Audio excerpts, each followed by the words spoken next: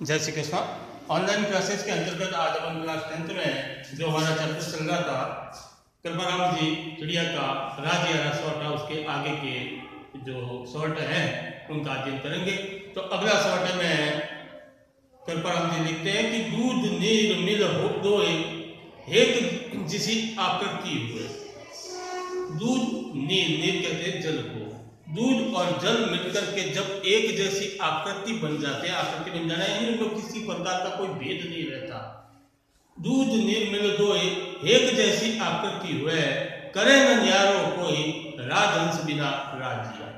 जब दूध और जल को आपस में मिला दिया जाता है तो सामान्य परिस्थितियों में उसको अलग नहीं किया जा सकता। उसको अलग करने के लिए असामान्य कुछ करना पड़ता है और वो कार्य कौन करता है? राजहंस बिना राज्य। राजहंस देवताओं का अंश जिसपे मां सरस्वती विराजमान होती है, उसमें ये काबिलियत होती है कि वो दूध और जल को अलग अलग कर सकता है।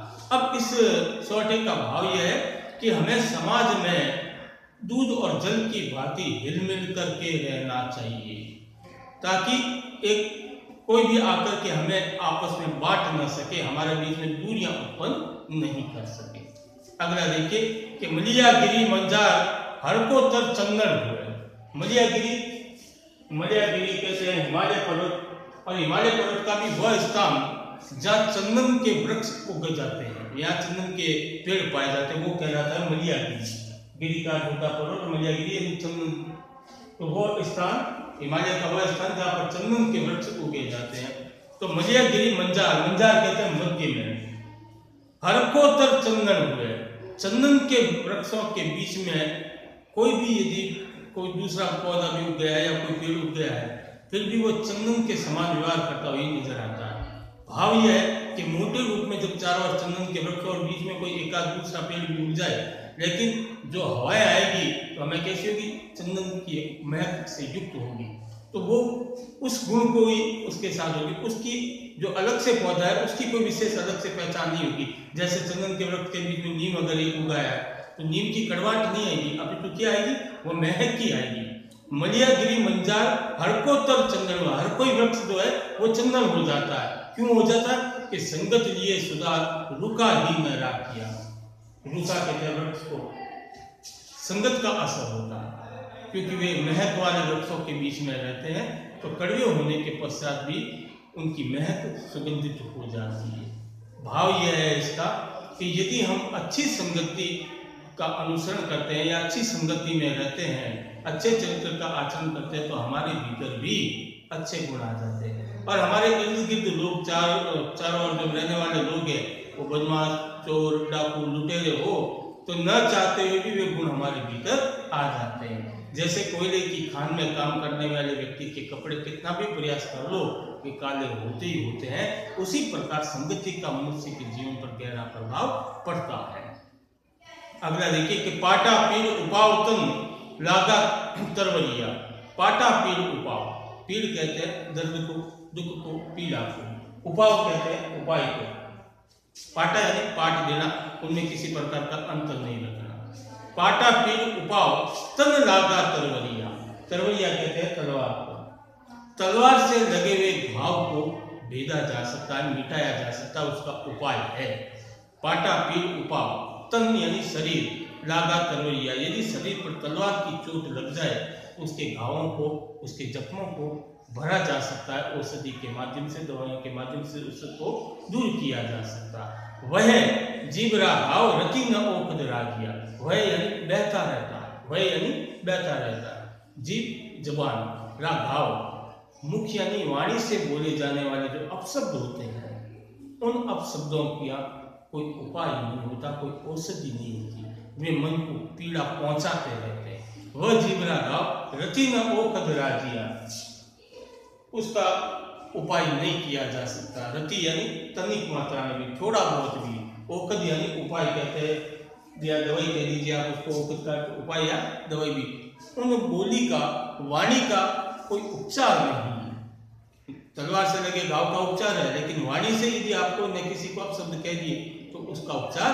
फिर नहीं होता। उसका उपचार वो घाव जब भी रहेगा, जब उसकी बात याद आएगी तब तक वो उसे पीड़ा पहुंचाता रहेगा, जबकि तलवार का गाय यदि चोट भर गई है तो बाद में उसको दुख नहीं देगा, लेकिन वाणी से बोला हुआ जो शब्द है, अपशब्द है, वो उसको अंत तक उसे दुख देगा, पीड़ा पहुंचाएगा, वे घाव भरे नहीं जाते। अगले शॉर्ट में कहते हैं कि मूसा ने मंजार हिचकर बैठा है कर। मूसा कहते हैं चूहे को, मंजार कहते हैं बिल्ली को, हिच कहते हैं प्रेम को या मित्रता कह दीजिए, कर बैठा। चूहे और बिल्ली में मित्रता हो गई। स जाने संसार, स यानी समूचा संसार इस बात को जानता है। स जाने संसार, रस न रसी राजिया, रस यानी आनंद।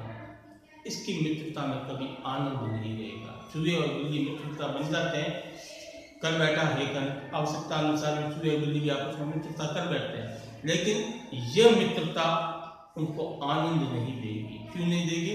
कि जब भी अवसर मिला बिल्ली चूहे को खा जाएगी।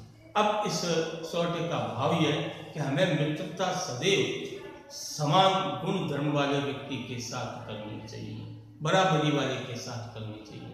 यदि किसी बड़े से कर ली तो वो हमारा नाजायज फायदा उठाएगा, और किसी छोटे से कर ली तो हम उसका नाजायज फायदा, वो मित्रता का भाव उत्पन्न नहीं होगा। जो मधुरता होनी चाहिए, जो मीठापन होना चाहिए मित्रता में, वो जब समान आचरण वाले व्यक्ति होंगे तभी होगा, अन्यथा वो मित्रता का भाव उत्पन्न नहीं होगा। अगले पद में देखिए क्या कहते हैं कि खड़ गुड़ और सुखुताय। खड़, खड़ आप जानते हैं राजस्थानी शब्द है। खड़ कहते हैं जो तिलों के तेल निकालने के बाद जो अपशिष्ट पदार्थ बच जाता है उसे खड़ कहा जाता है। गुड़ यानी गुड़, अण यानी और, खूंताय, खूंताय कहते हैं आपके चारे को या भूसी को। गेहूं की फसल काटने के बाद जो शेष चारा बच जाता है वो कहता है खूंताय, चारा या भूसी। एक भाव कर आदर, जिस स्थान पर खड़ गुड़ और चारा का समान आदर दिया जाता हो, समान आदर देने का तात्पर्य एक ही भाव में रखा जाता हो। ते नगरी हुंताय, हुंताय का अर्थ होता अपेक्षा। ते नगरी, ऐसी नगरी की अपेक्षा रोई आची राजिया, रोई कहते हैं निर्जन स्थान या जंगल को। जिस स्थान पर गुण और अवगुणों में भेद न होता हो, खड़ गुड़ और खूंताय यानी भूसी सब एक जैसी हो, यानी उनमें किसी प्रकार का कोई भेद नहीं किया जा सकता कि ये श्रेष्ठ चीज है, ये उससे श्रेष्ठ है, ये उससे कम श्रेष्ठ है, कोई भेद नहीं होता। गुण और अवगुणों में अच्छा है वो भी अच्छा है, मूर्ख है वो भी अच्छा है, सब एक ही भाव करते हो। ऐसी नगरी में हमें नहीं रहना चाहिए। इससे अच्छा तो हमें किसी निर्जन एकांत में या जंगल में रह जाना चाहिए, क्योंकि ऐसे स्थान पर रहने पर गुणों की पहचान न होने के कारण कभी भी हमारे स्वाभिमान को चोट पहुंच सकती है, कभी भी हमारी बेइज्जती भी हो सकती है। आगे देखिए कि गण गण साबड़ धाय, गण गण साबड़ धाय। गण, गण कहते हैं घना या भारी, साबड़ कहते हैं हथौड़े को, साबड़ कहा जाता है हथौड़े को। हथौड़े से भारी भारी चोट, घन घन भारी भारी चोट आप मारिए किस पर? न फूटे पहाड़ निवड़, जो बड़ा पहाड़ होता है उससे हथौड़े से भारी भारी आप चोट करते रहिए। निवड़ कहते हैं कठोर पहाड़ नहीं टूटता, एकाएक नहीं टूटता। कहते हथौड़ा उस पहाड़ पर चला दीजिए, पहाड़ नहीं टूटने वाला है, ठीक है। क्यों नहीं टूटता? क्योंकि कठोर है, मजबूत है। लेकिन जड़ कोमल भिज जाए, राय पड़े जदरा दिया। राय कहते हैं दरार। आपने देखा होगा कि जिस पहाड़ को हम हथौड़े से तोड़ नहीं सकते, उस पहाड़ पर भी वृक्ष की जड़ें उसको भेद करके भीतर चली जाती है। क्यों चली जाती है? क्योंकि उसमें आई हुई दरार। जड़ कोमल भिज जाए, कोमल जो जड़ होती है वो भी भेद देती है। राय पड़े, राय यानी दरार पड़ जाती है, जदरा दिया। जब पहाड़ में दरार पड़ जाती है तो दरार के अंदर से या दरार के भीतर से कोमल जड़ें भी उसमें प्रवेश कर जाती है, अन्यथा हथौड़ा भी उसका कुछ नहीं बिगाड़ सकता। भाव यह है कि जब तक हम संगठित रहते हैं तब तक हमारे पारिवारिक सदस्यों को कोई तोड़ नहीं सकता। यदि उसी प्रकार राजपाट में भी यदि हम मिले जुले रहते हैं, एकत्रित रहते हैं, तब तक हमें कोई हरा नहीं सकता। लेकिन हमारी आपसी फूट किसी और को जीतने का अवसर प्रदान कर देती है। और इस पाठ का अंतिम सोटा है आपके कि पै मीठा कर पाक जो अमृत सींची जे। पै मीठा, पै यानी दूध भी कहते हैं और जल को भी कहते हैं।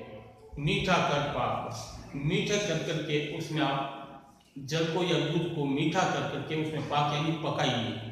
जो अमृत सी चीज है चाहे उसे अमृत से सींच लीजिए। पहली कंडीशन तो क्या दी कि जल या दूध को आप मीठा करके उसे पका लीजिए। आगे आएगा किसको पकाना, भाई मीठा कर पाक, मीठा करके के उसको पका लीजिए। जो अमृत सी चीज है चाहे उसे अमृत में सींच दीजिए।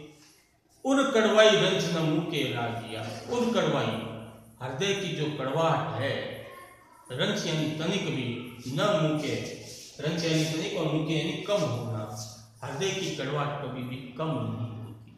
चाहे आप इसे किसी में डाल दीजिए, मीठे दूध में डाल दीजिए, चाहे अमृत से उसका पान करा दीजिए, सिंचा दीजिए, लेकिन हृदय की जो कड़वाहट का है वो इनसे रंच मात्र भी समाप्त नहीं होती। तो ये पाठ आपके यहीं पर समाप्त होता है। आज के लिए इतना ही। जय श्री कृष्ण।